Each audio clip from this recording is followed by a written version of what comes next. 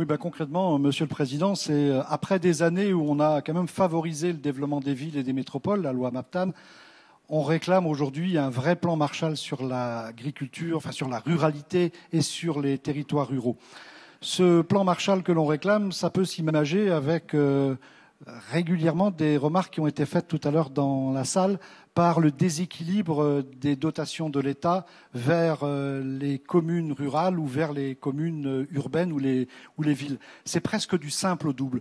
Cette différence n'est plus supportable, il faut rééquilibrer les choses. Ça mettra peut-être du temps, mais il faut une vraie volonté pour faire avancer les choses. Nous, ce qu'on vous propose, Monsieur le Président, c'est d'inventer ensemble une ruralité augmentée. Alors qu'est-ce que c'est une ruralité augmentée en Bretagne?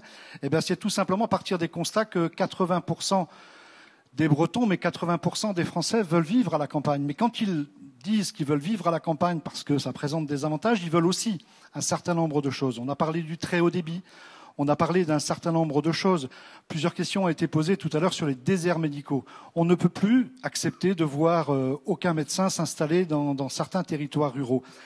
C'est apporter des services publics sous différentes formes. On va peut-être plus les avoir de la forme qu'on les avait avant, mais les maisons des services publics existent. Il faut généraliser ces maisons des services publics.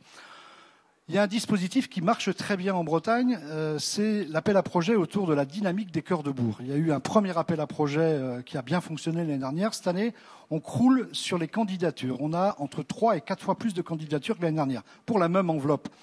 Ne laissons pas ces motivations des élus, et je répète, les maires bretons sont motivés, mais il faut les accompagner. Si on partage cette enveloppe de 14 millions, non plus entre 20 dossiers, mais entre 200 dossiers, on ne va jamais y arriver. Donc il faut accompagner cette ruralité augmentée par des moyens financiers supplémentaires. Et pour prendre un autre exemple, le dispositif, le contrat de ruralité ou la DSIL, c'est beaucoup trop compliqué quand on prend la liste des cases qu'il faut remplir pour être éligible. Arrêtez avec tous vos dispositifs compliqués. Venez nous accompagner sur tous les projets innovants en ruralité de façon simple et pragmatique. Un mot à rajouter, Nadine Kersaudy. Pour vous dire, la mentalité que nous avons ici dans cette pointe de Bretagne, et je parlerai du Finistère, c'est vrai que nous, on a l'habitude de dire toujours « Varroc, Atao, Dom Dei », ce qui veut dire « en avant toujours et allons-y ».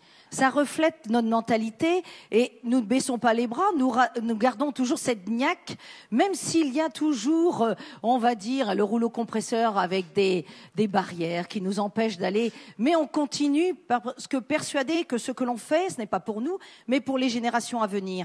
Et nous avons envie de vivre et de ne pas être des éternels oubliés. Et je voudrais vous remercier parce que lorsque nous avions rencontré votre Premier ministre, nous avions demandé qu'un agenda rural puisse être mis en place. Donc, je me félicite qu'il soit lancé. Il a été lancé donc la semaine dernière. Mais je voudrais aussi qu'il aboutisse à vraiment des choses concrètes. Il faut agir.